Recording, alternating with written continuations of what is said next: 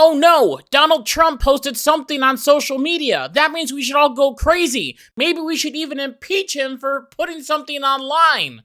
Seriously, people, it's not that serious. Sometimes you just gotta roll your eyes and scroll. Roll and scroll, as I always say.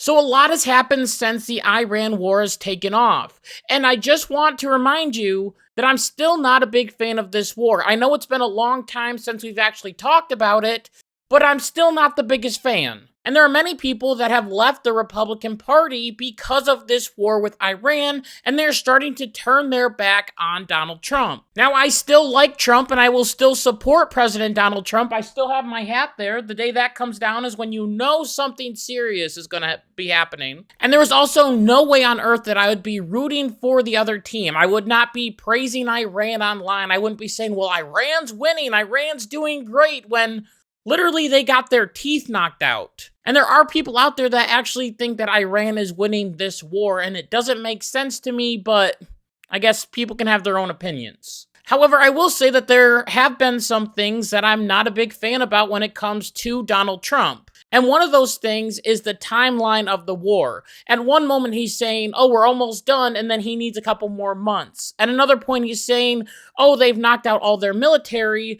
But then we look and we see that our airplanes are getting shot down, which resulted in an operation that was completely insane and really cool, which I liked. But still, what is it? What's the story here? Are we winning? Are we almost done? What's going on? Along with that, I have not been a very big fan of the tweets/truths that Donald Trump has been posting on social media about the Iran war. As Trump posted on Easter Sunday, Tuesday will be Power Plant Day and Bridge Day all wrapped into one in Iran. There'll be nothing like it. Open up the effing straits, you crazy bad words, or you'll be living in hell. Just watch. Praise be to Allah. President Donald J. Trump.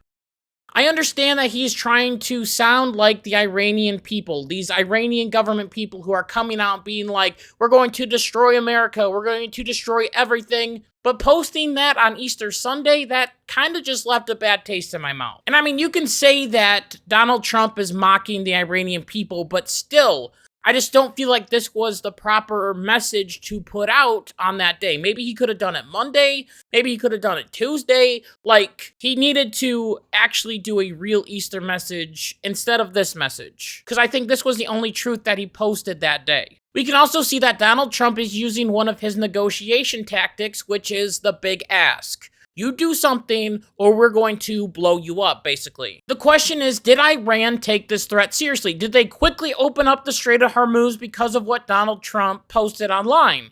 Well, no, not really. And that's why Donald Trump gave them a deadline for Tuesday at 8 p.m. So people were all anticipating for Tuesday. What is going to happen? Will there be a deal? Will we finally have peace in this region? Or is Donald Trump going to go crazy and bomb Iran into oblivion? And so the clock started ticking, and well, Tuesday was a very hectic day. As on Tuesday, Trump wrote, "A whole civilization will die tonight, never to be brought back again. I don't want this to happen, but it probably will. However, now that we have complete and total regime change, where different, smarter, and less radicalized minds prevail, maybe something revolutionarily wonderful can happen. Who knows? We will find out tonight. One of the most important moments in the long and complex history of the world, 47 years of extortion, corruption, and death will finally end. God bless the great people of Iran." Okay, claiming that a whole civilization is going to die in one night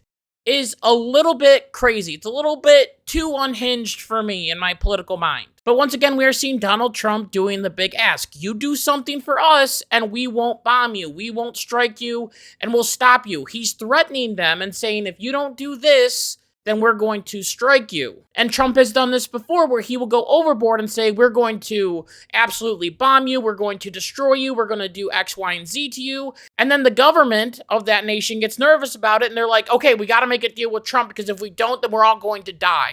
So the media took this post and absolutely ran with it. claiming that Donald Trump was going to start a genocide in Iran. And then later on in the day, there were reports that Donald Trump wanted to drop a nuclear bomb on Iran, which could have led to things escalating way out of control. The deadline was at 8 p.m. There were clocks going on Fox News, on CNN. Everyone was counting down to 8 o'clock to see what would happen. And at 7 p.m., literally an hour before anything happened, finally, a peace deal was negotiated with. As Trump posted on Truth Social about a ceasefire that was agreed to and mediated by Pakistan. So it looks like, in hindsight, Iran took these threats seriously, even though the threats were crazy and wild and dumb.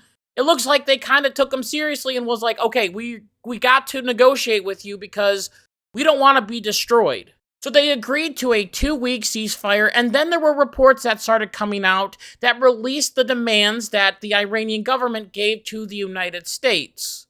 And these demands were very pro-Iran, and it looked like the United States was surrendering this war to Iran. This was later proven to be false, leading to CNN to take down their story they originally posted about the different demands that Iran gave the United States. And Trump went on Truth Social again and claimed that CNN was fake news and all of that good stuff, claiming that the claims that they agreed to were different than the ones that were put in the CNN article, leading to the article to be axed. And as of right now, we're not even sure what is in the agreement to begin with. The good thing, though, is that we didn't bomb Iran into oblivion or back into the Stone Age. I mean, that's a good thing, right? When I first heard that there was a ceasefire in this war, I was relieved. Thank goodness Donald Trump didn't have to go absolutely crazy and bomb them at 8 p.m. Thank goodness. Finally, we can have peace and stability in this region, and we don't have to worry anymore, and we can open up the Strait of Hormuz, and everything will be fine. However, the Democrats decided to attack Donald Trump, calling him Taco Trump, meaning Trump always chickens out. My question is simple. Did the people calling Trump a taco want him to actually bomb Iran? I mean, literally on Tuesday morning, the same people were claiming that Donald Trump was going to drop a nuclear bomb on Iran, and that Donald Trump was going to become a genocidal maniac. And also, these are the same people that have been saying from the start of the war that Donald Trump needs to end this war as quickly as possible. There needs to be a ceasefire. We need to make a deal. We need to make a peace plan. All of that was apparently just thrown out the window. Because now that there is a 2-week ceasefire, all of a sudden Donald Trump is chickening out?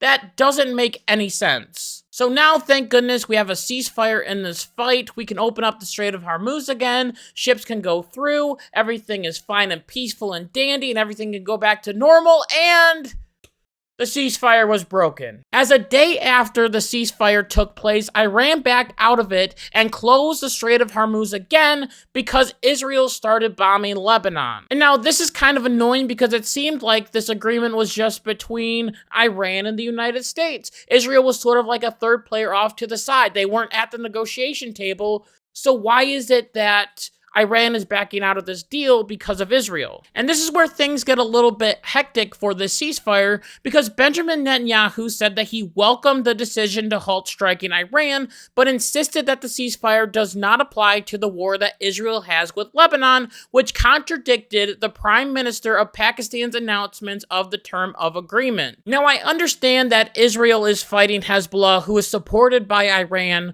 but my question is once again simple. Why can't Israel just chill for 5 minutes and just let us have a peace deal? Let us negotiate a little bit more so then we can finally have peace in the region. And I mean, this wasn't the first time that Israel has had a hard time dealing with a ceasefire, because during the 12-day war, Iran and Israel both broke a ceasefire, which made Donald Trump mad at both countries. Now I feel like we are right back at square one, as JD Vance just recently went to Pakistan to try and figure out a deal, but Iran objected. So Donald Trump decided to do something a little bit crazy. Right now, Iran is blocking the Strait of Hormuz. So we decided that we are also going to block the Strait of Hormuz. We are calling Iran's bluff. We can survive without the Strait of Hormuz. But other countries can, especially Iran. If they can't get oil out, then they're getting no money at all. Iran thought that they controlled the Strait of Hormuz, but we're saying, no, you don't control it anymore, we do. And guess what's happening right now? A lot of empty oil tankers are coming to the United States and filling up on our oil and then going across the whole entire world to disperse that oil.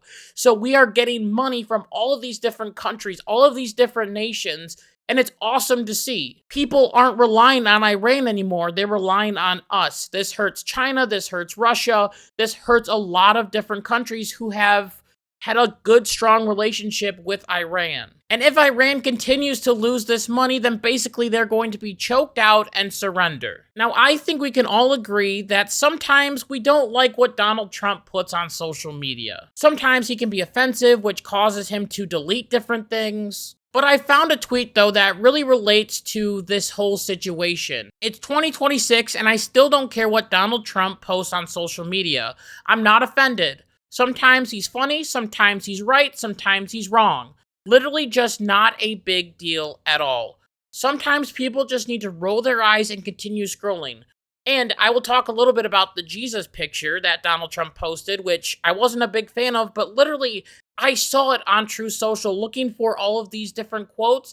I looked at it, I rolled my eyes, and I continued to move on. Yes, it was offensive and I didn't like it, but you just gotta let things go sometimes. But even though I don't like it when Donald Trump posts certain things, I definitely like it when the United States is successful and leading the charge. So I am hoping, just like everyone else, that this war somehow ends soon and that everything will go back to normal and we can have peace and lower gas prices and everyone will be happy. Just please, I beg of you, don't trust the Panicans at all.